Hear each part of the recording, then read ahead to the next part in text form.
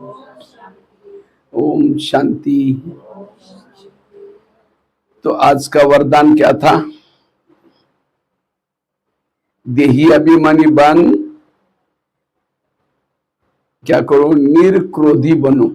कभी भी गुस्सा नहीं करना है। गुस्सा कब आता है? कोई झूठ बोलता है तो क्या होता है? गुस्सा आता है। और कोई अपमान करता है, गाली देता है, निंदा करता है तो क्या होता है? तो बाबा ने कहा गाली देने वाले को गले लगा दो। हाँ, अपकारी पर भी उपकार करो, उसको मैं अपना मित्र बना दो।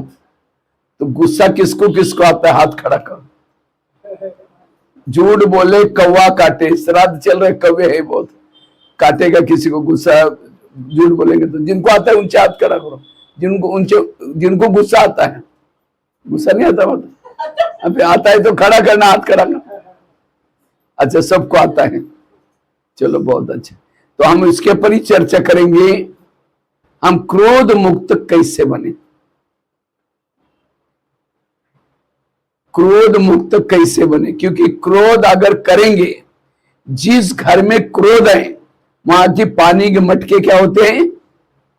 सूख जाते हैं। जिस घर में क्रोध है आपस में संबंधों में कड़वाहट आएगी। जहां क्रोध है लक्ष्मी वास नहीं करेगी। जहां क्रोध है संबंधों, आपस के संबंधों में कड़वाहट आएगी, पानी के मटके सूख जाएंगे, लक्ष्मी वास नहीं करेगी, वहां सुख और शांति नहीं होगी, आपस में खिटपिट रहेगी।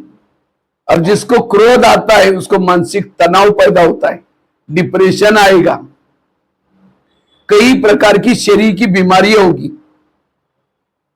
इसलिए आज से गुस्सा, अभी दशहरा आ रहे हैं, दशहरे से पहले क्या आ रही? नवरात्रि आ रही। तो इस नवरात्रि में एक क्रोध रूपी राक्षस को मार दो। आज से कभी क्रोध नहीं करना है और उसके लिए सहन शक्ति की देवी बनो, सहनशील बनो। क्योंकि सहन शक्ति की कमी गुस्से का कारण है।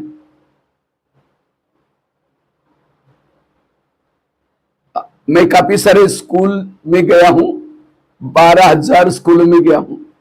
अभी भी यहां आसाम में गुवाहाटी के आसपास काफी सारे स्कूल में जाता हूं। जब मैं स्कूल में कार्यक्रम करता हूं, बच्चों को पूछता हूं, बच्चे इसमें से गुस्सा किसको किसको आता है? वो हाथ खड़ा करो। झूठ बोले कौवा कटे। लगभग 95% बच्चे हाथ खड़ा करते हैं, सर हमको गुस्सा आता है। तो टीचर को कहा कि सर आप लोगों ने कोई लेसन नहीं सीखा इसके ऊपर। सर कहता है हमको भी गुस्सा आता है। मैं तो करीबन 1200 जितना जेल में गया हूं। जेल में जहां कैदी बंद होते हैं, जेल के बाहर एक बोर्ड लगा रहता है, जेल में जो बंदी हैं, काम विकार वाले कितने बंद है जेल में, क्रोध वाले कितने बंद है, चोरी करके लोभ लालच वाले कितने हैं, नशे वाले कितने हैं, निर्दोष कितने हैं। 70% कैदी क्रोध वाले होते हैं। कितने परसेंट? 70%। इसलिए क्रोध, हमें क्रोध से बचना है। जहां क्रोध है वो कर्म योगी नहीं है। क्रोध वाला योग कर्म योगी नहीं। इतना ही नहीं, बैठ करके बैठेगा तो भी उसका योग लाल लाइट चल रहा है, गीत बज रहा है, शुरू करते हैं मैं आत्मा हूं शांत स्वरूप पूछे, फिर कह के मेरे को उन्होंने क्यों बोला, फिर कह के ठीक है मैं आत्मा हूं शांत स्वरूप, फिर कह के 15 दिन पहले भी तो बोला था, फिर कह के ठीक है मैं आत्मा हूं, फिर कह के सबके बीच में क्यों बोला? चलो बोला ठीक है, अकेले बोलना चाहिए, कहां योग लगेगा? इसलिए अगर योगी बनना है, शक्तिशाली बनना है, इस क्रोध के ऊपर जीत प्राप्त करना है।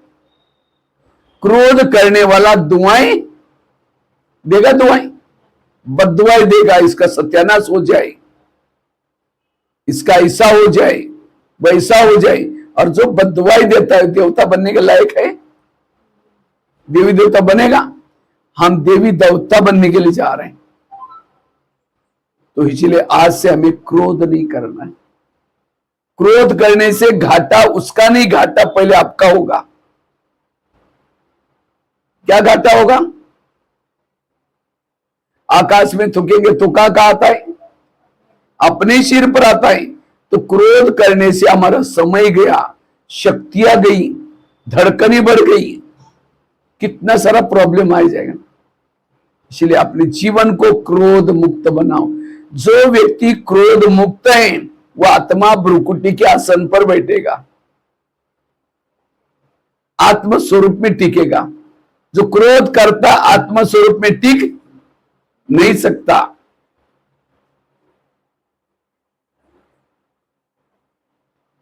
वो आत्म स्वरूप में नहीं टिक सकता, परमात्मा की भी याद नहीं कर सकता। इसलिए हमें आज से इस क्रोध के ऊपर क्या करना, अटेंशन देना है। जो क्रोध करता है उसके अंदर मन में एकाग्रता नहीं होगी, उसका मन भी भटकेगा, बुद्धि भी भटकेगा। तो हम अपने जीवन को क्रोध मुक्त बनाना है, उसके लिए क्या करें? और क्रोध करने वालों का दिमाग क्या होता है? गर्म हो जाता है। इसने क्यों बोला, मेरे साथ क्यों बोला, ऐसे कैसे बोला। इतना ज्यादा मन की स्पीड बढ़ जाते हैं, दिमाग गर्म हो जाता है। संकल्प बहुत ज्यादा चलते हैं, फास्ट चलते हैं। और जिसका दिमाग गर्म होता है उसके दिमाग में केमिकल उतरते, शरीर की बीमारी होती है। इसलिए कहते हैं ना, जिसका पांव गरम, पेट नरम, दिमाग ठंडा, उस घर में कोई डॉक्टर है उसको मार दो डंडा। पांव को कैसे रखो? गरम। पेट को रखो नरम, दिमाग को रखो। लेकिन आजकल उल्टा होता है, पांव रहते हैं ठंडे और दिमाग रहता है गरम। दिमाग ये गरम किसका होता है? जो क्रोध करता है और फिर कहेंगे आज मेरा दिमाग गरम हो गया, आज मेरा मूड नहीं है। क्यों गरम हो गया? गुस्सा किए। और क्रोध का कारण है मन में चलने वाले निगेटिव विचार। जो जितना निगेटिव सोचता है उसको क्रोध आता है। इसलिए हमें क्रोध से बचना। और जो निगेटिव सोचता है उसका मन भारी हो जाता है, भारी मन परमधाम में जाएगा। इसलिए मन को सदा हल्का रखो, बुद्धि को सदा स्वच्छ रखो। जितना मन को हल्का रखेंगे, बुद्धि को स्वच्छ रखेंगे, उतना योगी बन सकेंगे। आज 70% शरीर की बीमारी होती है। आज किसी को पेट की बीमारी होती है। ईर्ष्या वाले विचार चलाने वालों को पेट की बीमारी होती है। इसलिए कहते हैं ना, तुम मेरे को देख करके तुम्हारे पेट में जलन होता है क्या? आज किसी को दूर का कम दिखता है, दूसरे की बुराई को आंखें फाड़ फाड़ के देखेंगे। जो आंखें फाड़ता है, बड़ी बड़ी देखता है, आंखों की पुतली पल जाती है। फिर डॉक्टर के पास जाएंगे, कहेंगे डॉक्टर जी मुझे आजकल धुंधला दिखता है। तो डॉक्टर चेक करेगा कि आपको नंबर लगे, चश्मा लगाना पड़ेगा। चश्मा तो लगाया, फिर भी बुराई देखना नहीं छोड़ेंगे, नंबर बढ़ता जाता है। आज किसी को चश्मा लग रहा है, किसी को पेट की बीमारी हो रही है। ये कारण क्या है? क्रोध, गुस्सा, ईर्ष्या, नफरत, घृणा, वैर, विरोध। ये क्रोध के बाल बच्चे हैं, धोते पोते हैं। जैसे आजकल के माता पिता को धोते पोते होते हैं। तो क्रोध नहीं आता, लेकिन आप ईर्ष्या करते हैं, नफरत करते हैं, ये भी क्रोध का अंश है। क्रोध की निशानी क्या है? अगर आप किसी से बात नहीं करते, सामने से आता है इधर मुंह करके जाते हैं, तो भी आपको क्रोध है। अगर किसी को आंख दिखाते हैं, कुछ नहीं आंख दिखाए मतलब क्रोध आया। थप्पड़ मारना क्रोध की निशानी। क्रोध आया था तो थप्पड़ मारी। बर्तनों को जोर शोर पटकना, ये भी क्रोध है। किसी का परिचिंतन करना, ये भी क्रोध है। जैसे आजकल एक पार्टी दूसरे पार्टी को गाली देते, ये क्या है? क्रोध तो है उसके प्रति ईर्ष्या तो है। ये इतना अच्छा काम कर रहा है, इतना अच्छा ये हो रहा है, और इसीलिए उसको गाली दे रही है, क्रोध है उसके अंदर, देखना पसंद नहीं करती, अंदर जलन है, वो सुखी थोड़ी है, भले घर में सब कुछ है तो भी वो दुखी है। आज क्रोध से हम क्या करते हैं, कुछ भी कर सकते हैं, इसलिए क्रोध मुक्त जीवन चाहिए। तो क्रोध का मूल कारण है मन में चलने वाले निगेटिव विचार। ये क्यों करता है मेरे साथ, इसने मेरे साथ क्यों किया, या ऐसा क्यों करता है, ये क्यों क्यों। अगर आप किसी पति की बुराई करते हैं, मेरा पति ऐसा है, मेरे सास ऐसे है, ये भी क्या है, क्रोध है। अब जितना बुराई करते रहेंगे उनके प्रति नफरत आएगी, घृणा आएगी, ये एक दिन आएगा उसको गुस्सा भी करेंगे उसके ऊपर। जैसे कुकर को गैस के ऊपर रखते हैं, गर्म होता है, गर्म होते होते सीटी मारना शुरू, कुकर सीटी मारेगा तो सब्जी पकाएगा, लेकिन कोई मनुष्य सीटी मारेगा तो। इसलिए क्रोध मुक्त बनना। आज किसी को ज्वाइंट पेन होते है, गुस्सा करने से ज्वाइंट पेन, मसल दर्द होते। आज किसी को अस्थमा होता है, दमा, कोई भी बातों को पेट में दबा करके, क्या हुआ, कुछ नहीं हुआ, अरे बताओ क्या हुआ, नहीं कुछ नहीं हुआ, हुआ बहुत कुछ है, दबा कर रखेंगे, दमे का प्रॉब्लम। आज किसी को स्पॉन्डिलाइटिस होता है, रास्ते में जा रहे सब्जी लाने के लिए जा रहे मार्केट में, वो क्या करती है, वो क्या करता है, इधर उधर देखने वाले को स्पॉन्डिलाइटिस होता है। फिर डॉक्टर के पास जाएंगे, कहेंगे डॉक्टर जी मुझे आजकल मेरे गले में अकड़न हो रहे, तो डॉक्टर चेक करता कहता आपको स्पॉन्डिलाइटिस हुआ, इसका इलाज करके डॉक्टर एक बड़ा सा पट्टा पहनाता। जब पट्टा लगेगा 6 महीना ना इधर देखेंगे ना इधर देखेंगे, सीधा देखते चलना पड़ेगा।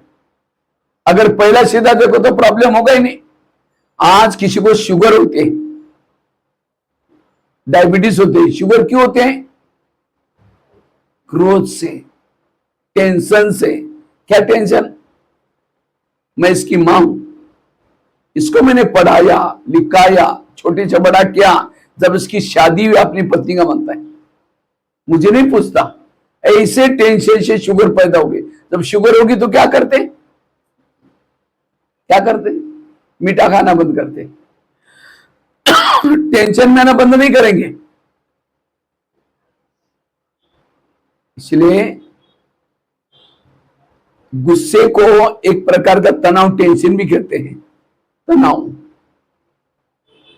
तन में आना, तनाव को इंग्लिश में क्या बोलते हैं,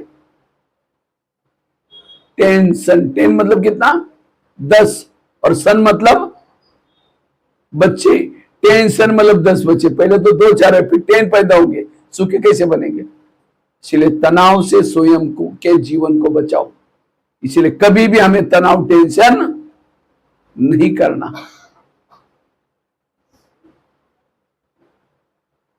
तो मेरे अंदर गुस्सा है या नहीं है, परख क्या है। कोई पति की महिमा करता है, अरे तुम्हारा पति तो बड़ा अच्छा है, तेरे को क्या पता वो क्या है, मैं ही जानती हूं। इसका मतलब पति के प्रति आपका गुस्सा है। कोई सास की महिमा करता है, अरे तुम्हारे सास तो देवी जैसे है, अरे वो क्या है बढ़िया, मैं ही जानती हूं, गुस्सा है। तो इस क्रोध से बचने के लिए हम करें क्या। कभी कभी हमें क्रोध क्यों आता है, कई कहते हैं मैं इसके रास्ते में कभी गई नहीं, मैंने इसका बुरा कुछ किया नहीं, फिर भी ये मेरे साथ ऐसी क्यों करती है। ताली कभी एक हाथ से, ताली के लिए कितना चाहिए। अगर कोई व्यक्ति मेरे साथ उल्टा सुल्टा करता है, इसका मतलब मैंने भी कभी उसके साथ किया था। एक ड्रामा की बहुत बड़ी सीक्रेट बात आपको सुनाता हूं। आपके घर के जितने भी लोग हैं, आपके घर के जितने भी लोग हैं, कोई आपको देने के लिए, कोई आपसे, और जिन्होंने इस लेने देने के गणित को समझा, उसको कभी भी गुस्सा नहीं आएगा। आपको जो पति मिला है, आपको जो सास मिली है, आपको जो पड़ोसनी मिली है, किस आधार से, पिछले जन्मों के कर्मों के आधार से।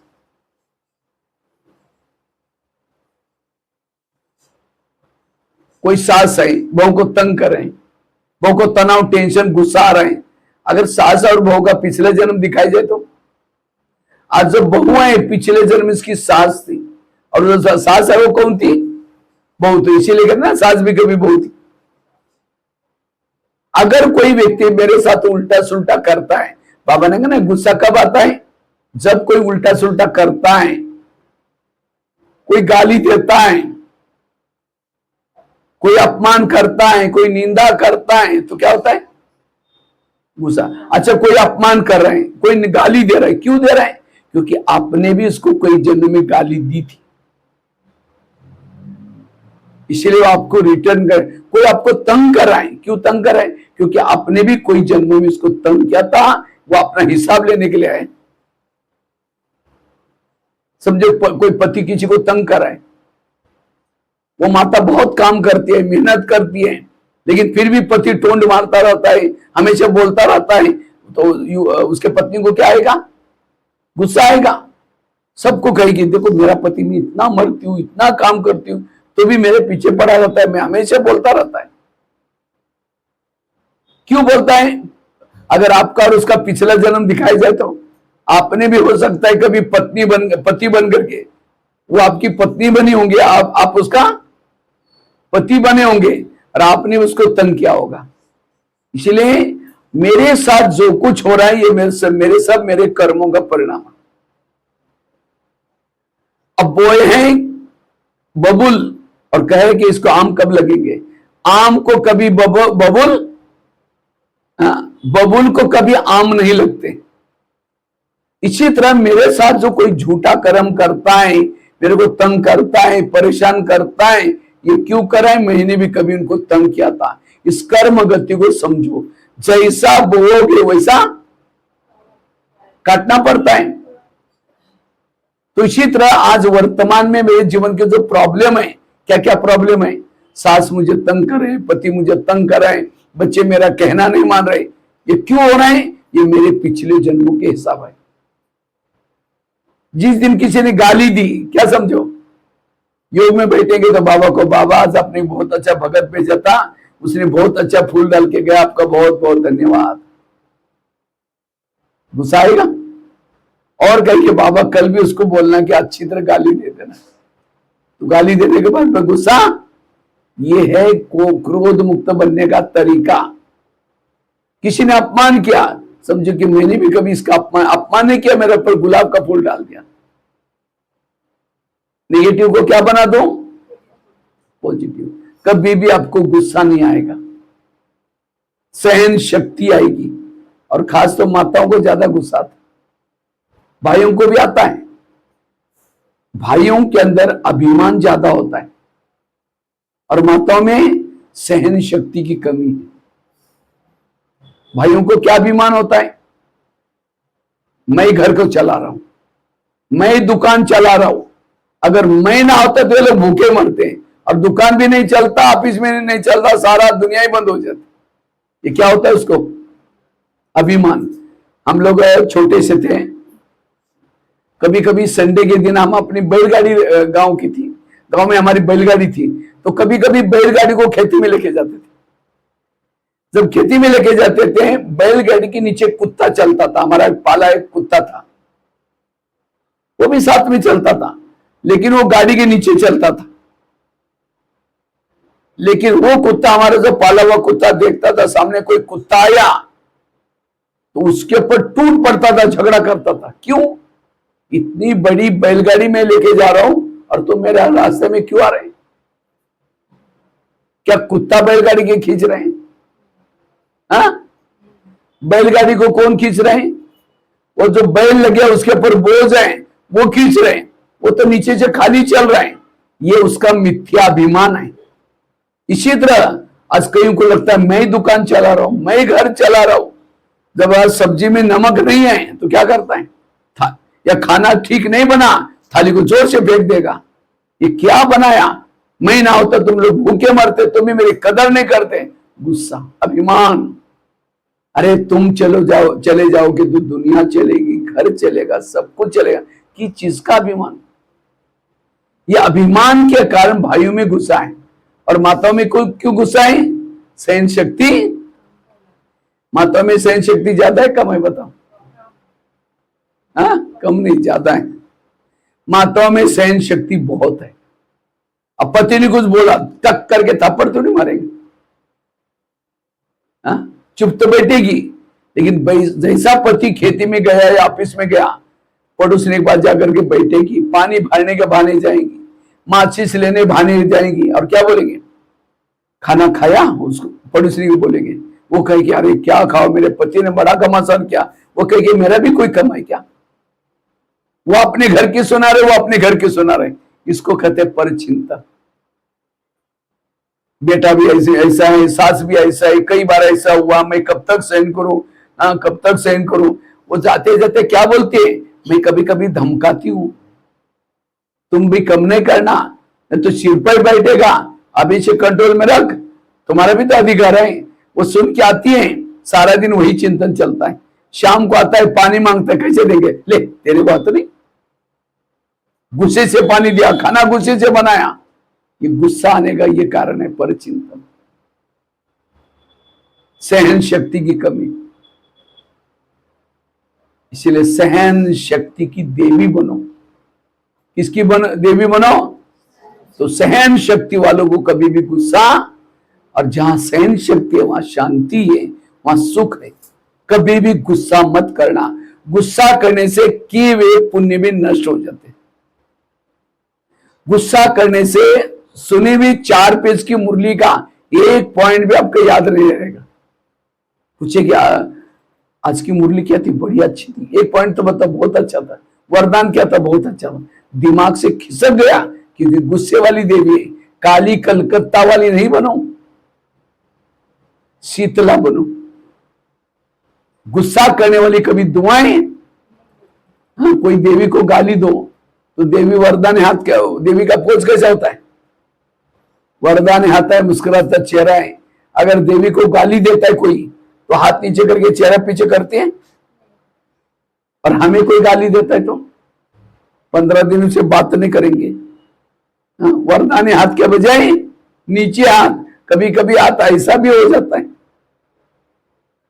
गुस्से वाला हाथ ऐसा है, तुम्हारा ये हो गया, सत्यानाश हो गया, माता ही गुस्से से करते हैं। ऐसा देवी का कोई हाथ है कोई मंदिर में, ऐसा आता है ऐसा। इसलिए कभी भी गुस्सा नहीं करना, क्रोध नहीं करना। क्रोध वाला अशरीरी नहीं बन सकता, आत्मिक स्थिति में नहीं रह सकता, क्योंकि क्रोध वाले के संकल्प बहुत चलते हैं, और जिसके संकल्प चलते ज्यादा, जैसे आकाश के चंद्रमाओं को पानी में देखना है तो पानी कैसा चाहिए, स्थिर चाहिए। परम धाम के बाबा को मन में देखना है, मन स्थिर चाहिए, और बुद्धि स्वच्छ चाहिए। इसलिए कर्म गति को समझना। एक बहुत सुंदर एक घटना मैं सुनाने जा रहा हूं, बड़े ध्यान से सुनना। अगर इस घटना को याद करेंगे आपको कभी भी गुस्सा नहीं आएगा, क्योंकि आज आपके घर में आपको पति मिला है, पिछले जन्मों के कर्मों को चुप्त करने वाला लोग व्यक्ति मिला है। बच्चे जो मिले हैं, सास मिले हैं, ये पिछले जन्मों के हिसाब वाले लोग हैं। जितना आपको तंग करेंगे, परेशान करेंगे, आपका क्या हो जाएगा, हिसाब किताब। अगर चुप्त नहीं करेंगे, धर्मराजपुरी में डंडे खाना पड़ेगा। फिर तो धर्मराज के डंडे अच्छा है, अभी सहन करना अच्छा है। इसलिए अभी कुछ भी होता है, मेरे कर्मों का हिसाब समझ करके मन को चुप रखना, और मन को चुप रखने में शांति है, सुख है। अभी मैं घटना सुनाने जा रहा हूं, उसका जवाब देना, ध्यान से सुनना। एक आगरा में एक पति पत्नी रहते थे, बहुत गरीब थे, झोपड़पट्टी में रहते थे। उनके पास एक मेहमान आया, वैसा मेहमान दिल्ली में खरीदारी करने के हिसाब से आया था। लेकिन जब वो मेहमान दिल्ली में आया, दुकान उनके बंद थे। अब उसको लगता है बैठे बैठे मैं क्या करूं, मैंने कहीं आगरा नहीं देखा, ये नहीं देखा, तो चलो मैं आगरा घूम के आता हूं। तो व्यापारी क्या करता है, सारा दिन आगरा घूम के आया, लेकिन रात को उसको सोने का प्रॉब्लम हो गया। जिस होटल में जाता था, जहां भी जाता था, सब कहते हुए हमारे होटल बुक है।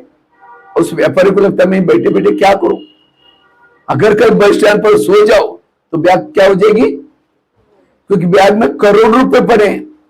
अगर कई स्टेशन पर सो जाओ तो भी चोरी हो जाएगी। तो रात में उसको नींद नहीं आई, 12-1 बजे बाहर गया। उसकी गरीब की पत्नी वो व्यापारी क्या करता है, आया था तो दिल्ली के लिए आया था, दिल्ली की दुकान बंद थी, इसलिए कहां गया, आगरा गया। लेकिन आगरा में उसको सोने का प्रॉब्लम हो गया, सारे होटल बुक। अब उसको लगता है क्या करूं, तो अचानक उसको याद है मेरे गरीब पति पत्नी, चलो उनके पास जाता हूं। रिक्शा करके गया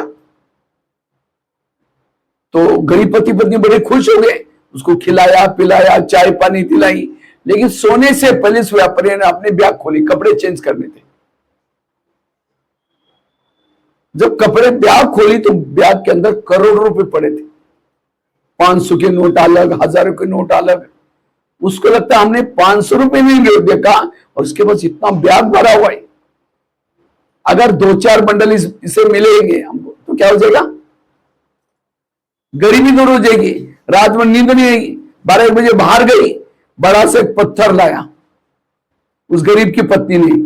बैग तो सिरा नहीं थी, वो पत्थर सीधा उसके सिर में मार दिया,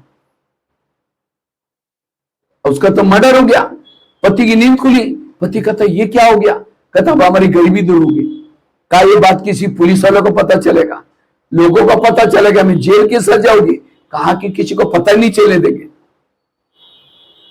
इस व्यापारी को आप जमुना नदी में डाल देते, रात को 2 बजे उस मुर्दे को बोरी में डाला, पीछे यमुना नदी में फेंक के वापिस आए, किसी ने नहीं देखा। लेकिन जैसे वो घर आते, घर में देखा खून ही खून लगा था, क्योंकि पत्थर जोर से मारने से खून से उसके खून के दाग पड़े थे। तो उनको लगता है किसी को पता ना चले, तो रातों रात उन्होंने क्या क्या खून के दाग भी मिटाए। उन्होंने खून के दाग तो मिटाए, लेकिन कर्मों में पड़े हुए दाग को कोई मिटा। इसीलिए भजन है ना, कर्म का लेखा मिटे रे भाई, लाख करे कोई चतुराई। उन्होंने उसी पैसे से प्लॉट लिया, छोटा सा मकान बनाया, दुकान खोला, गहने बनाई, गाड़ी खरीद की, उनकी गरीबी दूर हो गई। लेकिन उनको कोई बच्चे नहीं थे, दोनों ही पति पत्नी थे। कुछ साल के बाद एक बच्चा हो गया, और एक ही बच्चा था, खिलाया पिलाया, कलेक्टर बनना जितना पढ़ाया। लेकिन अचानक उस बच्चे को टाइफाइड हो गया, और उनको लगता है इतना कलेक्टर बनने वाला है, इसको कुछ हो ना जाए, अभी नौकरी ज्वाइन करना है। बड़े से हॉस्पिटल में इस बच्चे का इलाज किया, बहुत खर्चा हुआ, बनाए थे सोने के गहने बेचे, बच्चे का इलाज किया, बच्चा ठीक नहीं हुआ।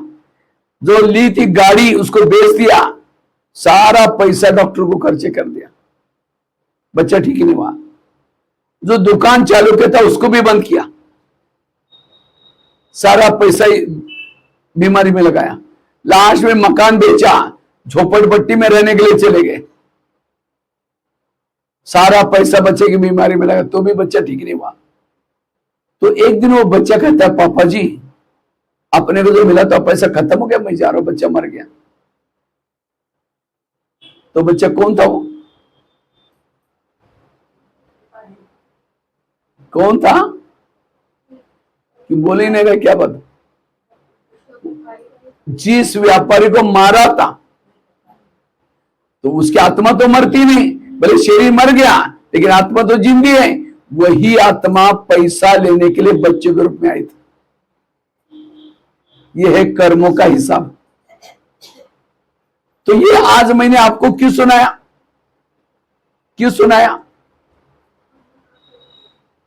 आज मां बाप ने होटल नहीं देखा,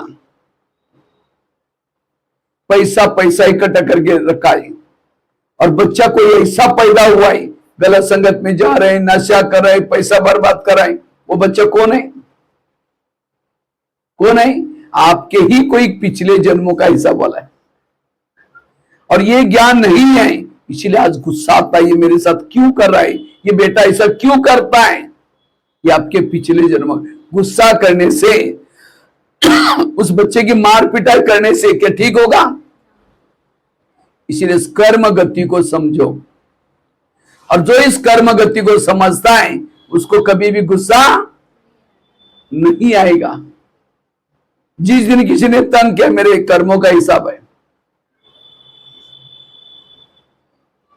कर्मों से दुनिया चलती है, कर्मों से संसार चलता है, कर्मों से सब कुछ होता है। इसलिए एक भजन है ना, किसके झोले में कांटे हैं तो किसके झोले में फूल। कोई कारण होगा रे, कोई कारण होगा। बांटने वाला एक है, कोई लूला, कोई लंगड़ा, कोई अंधा। क्यों? कर्म। लोगों से नहीं डरो, भगवान से कभी ना डरो। किसे डरो? अपने गलत कर्मों से जरूर डरो। और ब्रह्मा कुमार कुमारी बनने के बाद कभी भी गलत काम, कोई भी पाप कर्म कब होता है? जो श्रीमत का उल्लंघन करता है उसका पाप कर्मों में जमा होता है। जो अभी तक जो मैंने किया उसको ही पूरा नहीं किया, और पाप कर्म करके कब पूरा करेंगे? इसलिए अब मुझे कर्म गति को समझना है। यह तो अभी कुछ नहीं, आगे चल करके दुखों का पहाड़ गिरने वाला है लोगों के ऊपर। ये 5 तत्व इतना विनाश त्राही त्राही करेंगे। इसलिए अभी से क्या करो, बाबा से जुड़े रहो, अपने खुद के पाप कर्मों को खत्म करो। कैसा पाप कर्म खत्म होगा?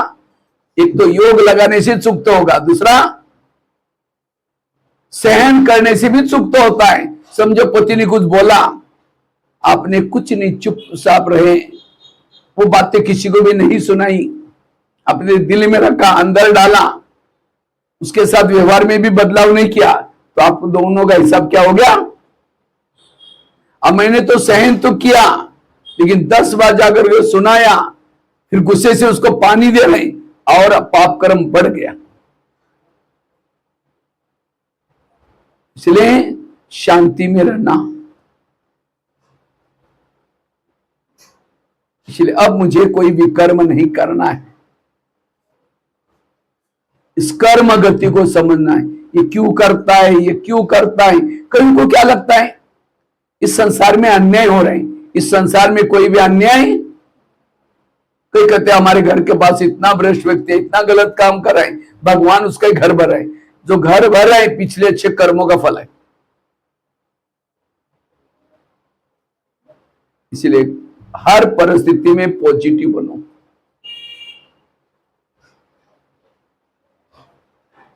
दूसरी बात है, आज हमें गुस्सा क्यों आता है? कहते ये मेरे साथ ऐसा क्यों करता है, इसने मेरे साथ ऐसा क्यों किया? जो भी कुछ भी कोई करता है इसमें मेरा कल्याण है। थोड़ा सा ताली बजाओ, कुछ लोगों को तो ऐसा हो रहा है। ताली बजाओ जोर से। ठीक है, कोई बात अच्छी लगी ताली बजा सकते हैं, नहीं तो मैं देख रहा हूं एक माता जी को तो नींद आ रही। हाँ, अच्छी तरह सुनो ध्यान से। तो जो हुआ अच्छा हुआ, जो हो रहा अच्छा, जो होगा वो भी। किसी ने गाली दी, अच्छा हुआ। आप कहेंगे क्या अच्छा हुआ? मेरा पिछड़ा सुख तो हो गया। किसी ने अपमान किया तो भी अच्छा हुआ। किसी ने मेरी चुगली लगाई, झूठ बोला मेरे लिए, तो भी अच्छा हुआ। बाबा ने कहा ना, कोई झूठ बोलता है तो क्या होता है? गुस्सा आता है, लेकिन उसमें भी कल्याण है। कोई झूठ बोले, अपमान करे, कुछ भी करे। एक रामायण की घटना सुनाता हूं। राम राज्य बनने वाला था, लेकिन रात में आकर के मंथरा ने कहीं कहीं दो चार उल्टी बातें सुनाई। तुम्हारा बेटा भी तो है, तुम अपने बेटे को छोड़ करके राम को राजा बना रहे, और ये बातें सुन करके राम को राजा बनाने के बजाय 14 वर्ष वनवा में भेजा। सीता गई, लक्ष्मण गया, तीनों भी घर से चले गए। वियोग के कारण दशरथ ने प्राण त्यागा। खाने का प्रॉब्लम, सोने का प्रॉब्लम, घास में सोए। किसके कारण? किसके कारण? मंथरा के कारण। तो मंथरा को जो भी देखेगा उसकी भावना अच्छी चलेगी, बुरी चलेगी? मैं जब रामायण देखता था, मंत्रा काला सा ड्रेस पहन करके डंडा लेके स्क्रीन में आती है। मैं कहता इस बुढ़ियों को बगल, उसको नहीं देखना। लेकिन एक दिन मैंने जब सोचा तब पता चला मंथरा ने राम के साथ जो किया वो अच्छा किया। अगर रात में उनके घर में नहीं आती, राम क्या बन जाता? राजा। राजा पता तो जंगल में नहीं जाता, जंगल में नहीं जाता, सीता की चोरी ना होती, सीता की चोरी ना होती, रावण को न मारता, रावण को ना मारता, राम की महिमा कोई नहीं गाता। राम की महिमा किसके कारण? मंथरा के कारण। इसी तरह हर एक के घर में, आसपास में भगवान ने एक दो मंत्रा रखी। ताली तो बजाओ।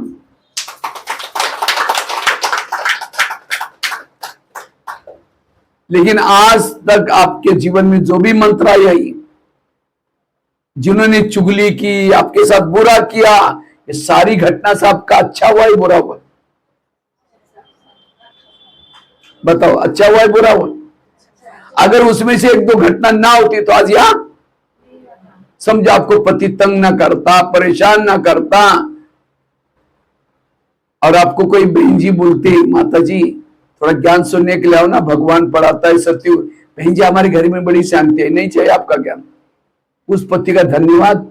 तंग क्या, परेशान क्या, दुखी बने, सुख के लिए भक्ति करना शुरू किया, मंदिर में गए, मंदिर में प्रदर्शन देखी, फिर सेंटर पर आए, 7 दिन का कोर्स किया, रोज मुरली सुन रहे हैं, मुरली सुन करके संस्कार बदल रहे हैं, सत्युग में जा रहे हैं।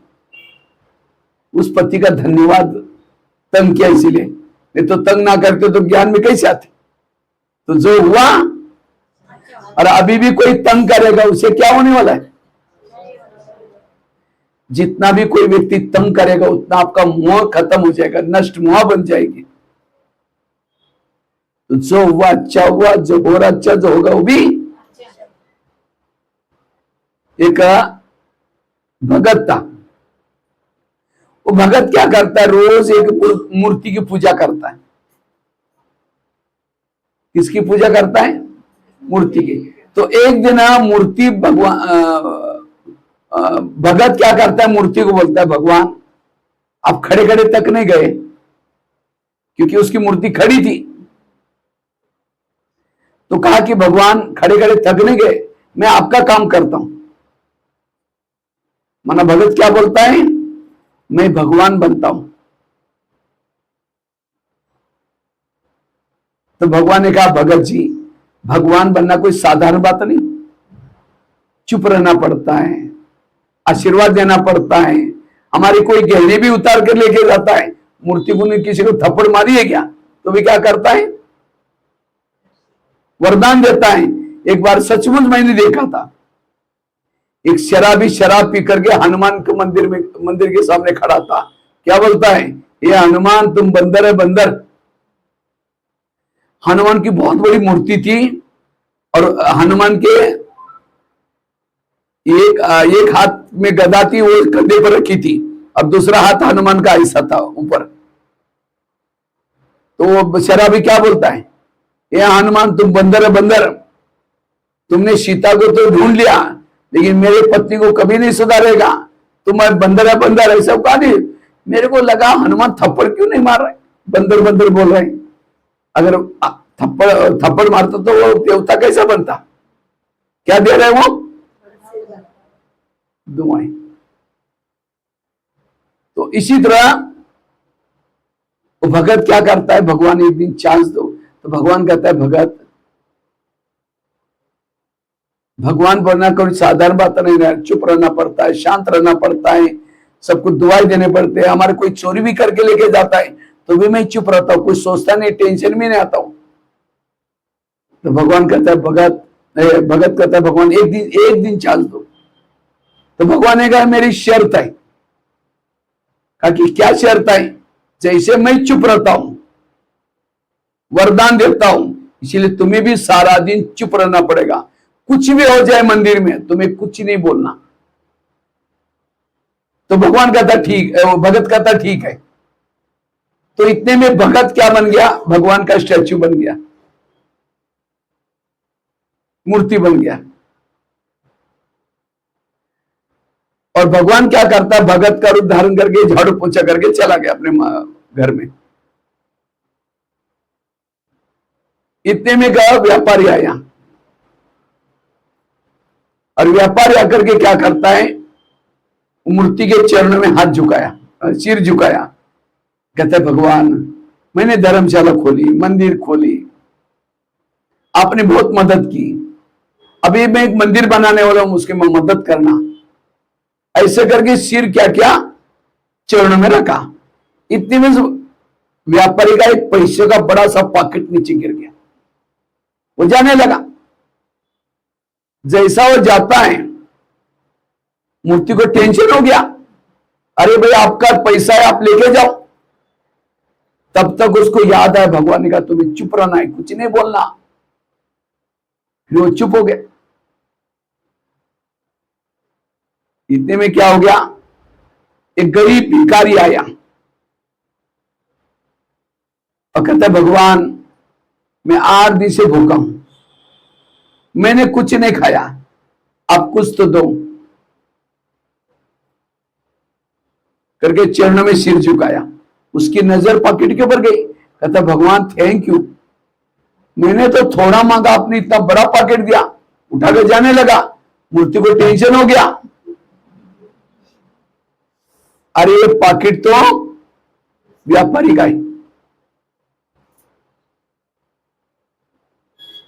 तभी कुछ नहीं बोला, मूर्ति चुप हो गई। उसको याद आ, भगवान ने कहा तुम्हें चुप रहना है। इतने में एक नाविक आया जिसको 6 महीने के लिए समुद्र में जाने वाला था, नाव चलाने के लिए। कहता भगवान मैं जा रहा हूं, मेरा ध्यान रखना, मेरे परिवार का ध्यान रखना, मैं 6 महीने के लिए समुद्र में जा रहा हूं, मुझे आंधी तूफान से बचाना। सिर झुकाया मूर्ति के चरणों में। इतने में पुलिस वाले आए, क्योंकि व्यापारी पुलिस वालों को लेके आए थे।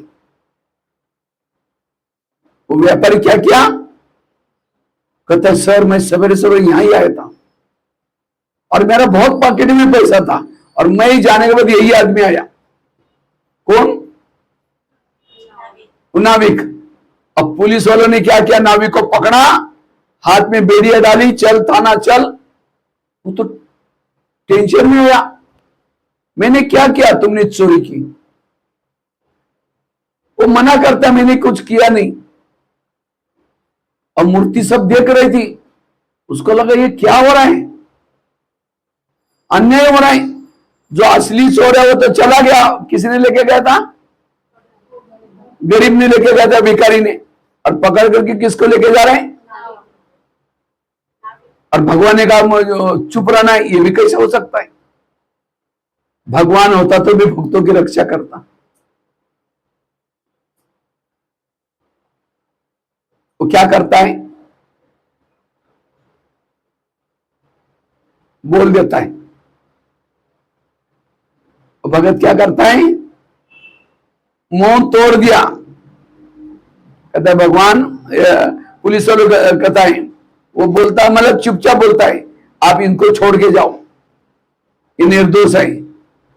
एक गरीब आदमी चोरी करके लेके गया। तो पुलिस वाले इधर उधर देखते, कोई आओ, यहां आदमी तो है नहीं। उनको लगता है भगवान ने आकाशवाणी की, और भगवान तो झूठ नहीं बोलेगा, छोड़ के चले गए। शाम को भगवान आया और पूछा तुम्हारा सारा दिन कैसा रहा। कहता भगवान आप ही भगवान बनना, मैं एक दिन में इतना टेंशन में आया, आप 24 घंटा ऐसे कैसे रहते। तो भी कहा कि मैंने एक अच्छा काम किया, अगर आप होते तो भी बोल देते आज। भगवान ने कहा हुआ क्या, एक व्यापारी आया था, पैसा गिरा था, मैं बोलने वाला था, लेकिन आपने कहा इसलिए मैंने कुछ नहीं बोला।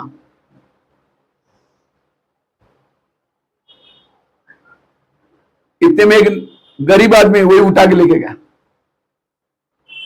मैं बोलने वाला था, लेकिन आपने कहा इसलिए चुप नहीं, कुछ नहीं बोला। लेकिन एक रोजी रोटी कमाने के लिए जाने वाला था।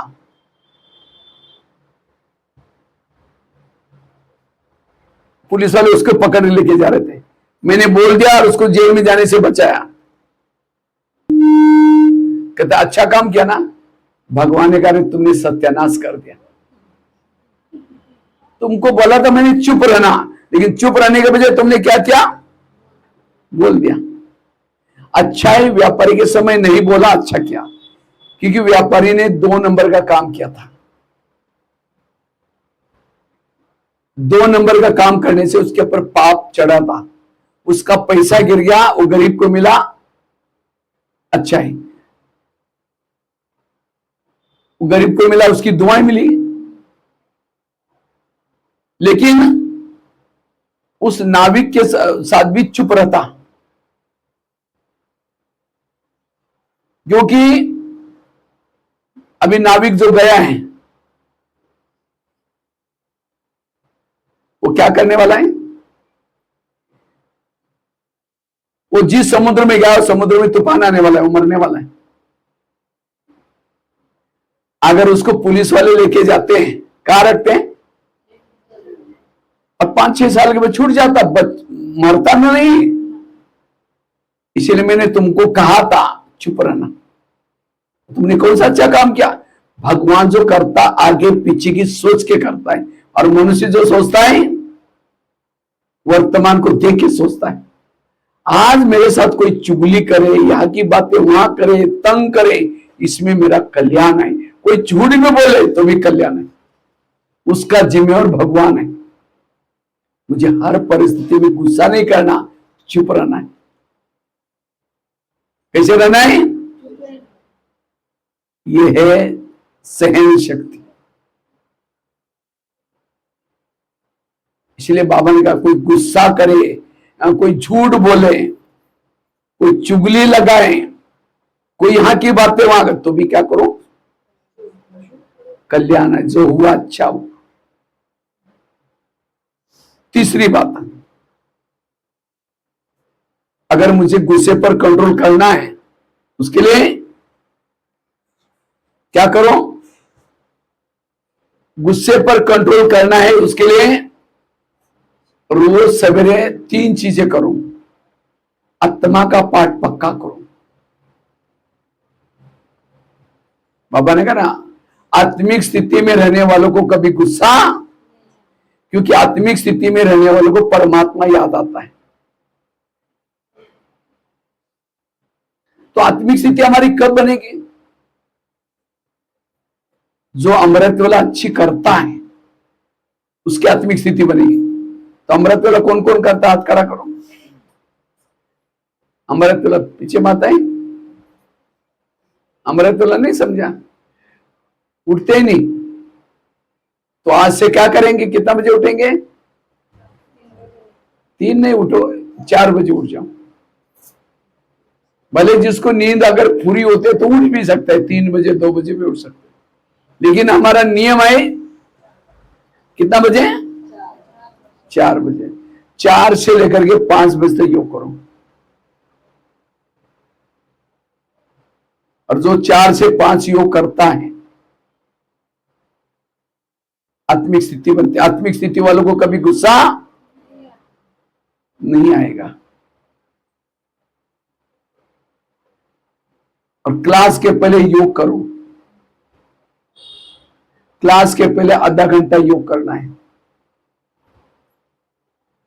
आत्मिक स्थिति बनाने के लिए क्लास के पहले आधा घंटा योग, अमृतवेला का योग, और रोज मुरली सुनना है। ये 3 चीजें करने वाले की आत्मिक स्थिति बनती है, और आत्मिक स्थिति वालों को गुस्सा नहीं आएगा। आत्मिक स्थिति बनाने के लिए पहले लेसन में सुना है, शरीर तुम्हारी क्या है, गाड़ी, आत्मा उसका क्या है, जैसे गाड़ी का ड्राइवर गाड़ी को सारा दिन घुमा करके कहां लगाता है, गैरेज में, और सोने के लिए कहां जाता है। तो हमें भी शरीर को लगाया, बेड पर लग दिया, बेडशीट कंबल डाल दिया, सोने के लिए कहां जाओ, बाबा के पास। लेकिन हम क्या करते हैं, शरीर को लगाते हैं और बाबा कहते, बाबा गुड नाइट, आज बहुत थक गए, घर में मेहमान आए थे, सो जाएंगे, ऊपर नहीं जाएंगे, आत्मिक स्थिति नहीं रहेगी। जो योग अच्छा करता है उसकी आत्मिक स्थिति बनती है। कई क्या करेंगे?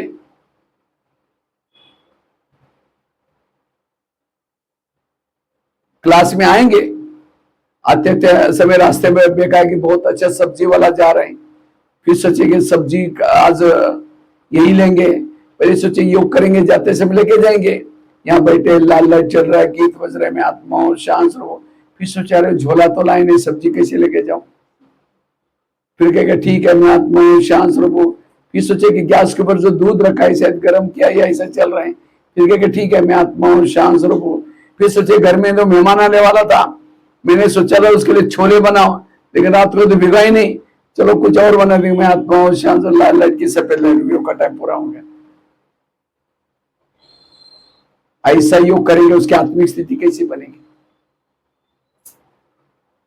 इसलिए आत्मिक स्थिति में रहने के लिए अभ्यास, 100 मानव के अभ्यास करो, मैं शिव शक्ति हूं, मैं पवित्रता की देवी हूं।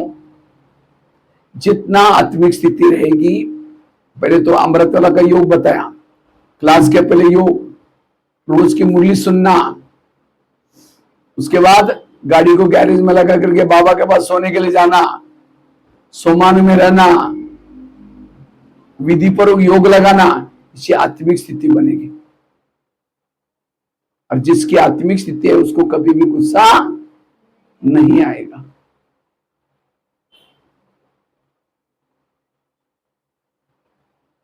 तो गुस्से पर कंट्रोल करने के लिए 3 बातें बताई। पहली बात कौन सी सुनाई? कर्म गति को समझना, आगरा के एग्जाम्पल सुनाया। दूसरी कौन सी बताई? जो हुआ, मंत्रा की बात बताई और मूर्ति वाली बात बताई। तीसरी कौन सी बताई? आत्मिक स्थिति से ही क्रोध मुक्त बनेंगे। तो बार बार आत्मा का पाठ पक्का करना, इसके लिए अमृतवाला का योग, क्लास के पहले योग, गाड़ी को वगैरह ये बताया। चौथी चीज है,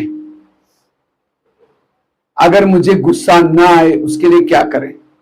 उसके लिए सहन करने का गुण अपनाओ। लेकिन कईयों को लगता है कि मुझे ही सहन करना पड़ता है, मुझे सहन करना पड़ता है। ये सहन शक्ति कब आएगी? जैसे दही बड़ा बड़ा कब बनता है? दही बड़ा खाते हैं आप लोग? माताएं तो दही बड़ा बनाना जानती है। दही बड़ा बनता है या नहीं बनता? असम में रात को उड़द की दाल को पानी में भिगोते, सवेरे निकाल करके मिक्सी में पीसते हैं, आटे को लेकर के फेंटते रहेंगे प्लेट में। कब तक? ग्लास में पानी लेंगे, फेंटा वाटा डालेंगे, अगर डूब गया वाटा ठीक नहीं बनेगा, और उसको फेंटते रहेंगे। फिर गरम गरम तेल में डालेंगे, तेल से निकाल करके ठंडे पानी में डालेंगे, ठंडे पानी से निकाल करके जोर से दबाएंगे, अगर टुकड़े टुकड़े हो गए मेहमान को नहीं खिलाएंगे, रिजेक्ट हो गया। उसके बाद प्लेट में रखेंगे, दही डालेंगे, इमली की चटनी डालेंगे, इमली की चटनी में भी काला नमक, सफेद नमक, और उसके ऊपर जीरा पाउडर, लाल मिर्ची, हरा धनिया, तब क्या बना? जिसके सामने आएगा मुंह में पानी आएगा, वाह बड़ा कितना अच्छा बना। इसी तरह हमें भी बड़ा बनने के लिए सहना पड़ता है। बिना सहन करते कोई बड़ा, कोई पिसते भी रहेंगे, कोई तलते भी रहेंगे, गर्म बातें आएंगी। सहनशील बनो, सहना यही मेरा गहना है, बाकी गहने पहनो नहीं पहनो, सहन शक्ति वालों को कभी गुस्सा नहीं आएगा। कई कहते हैं मुझे पति तंग करता है, बेटा तंग करता है, जिसको मैंने पढ़ाया लिखाया वही तंग करता है। संसार का नियम है, जिसका भला करोगे वही बुरा करेगा। एक बार एक लोहार का दुकान था, तो लोहे का टुकड़ा एक टूट गया और जाकर के सोनार के दुकान के पास गिरा। तो सोने का टुकड़ा लोहे को बोलता है, क्या बात है तुम बहुत चिकते हो? कहता चिकू नहीं तो क्या, तुमको तो पराई मारते, मुझे अपने मारते। लोहे को कौन मारता है? लोहा। सोने को कौन मारता है? लोहा। तुमको पराये मारते, मुझे अपने मारते। जब अपना ही कोई तंग करता है तो क्या होता है? और जिसमें सहन शक्ति है उसको गुस्सा आता है।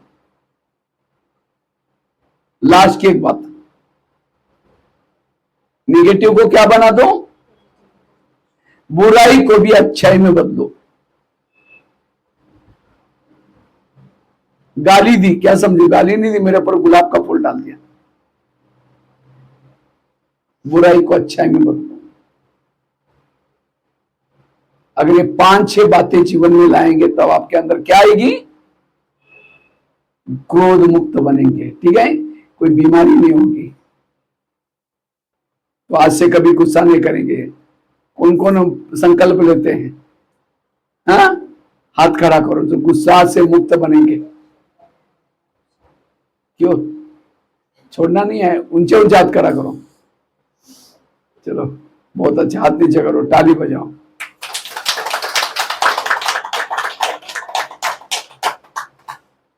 बस यही नवरात्रि मनाना है,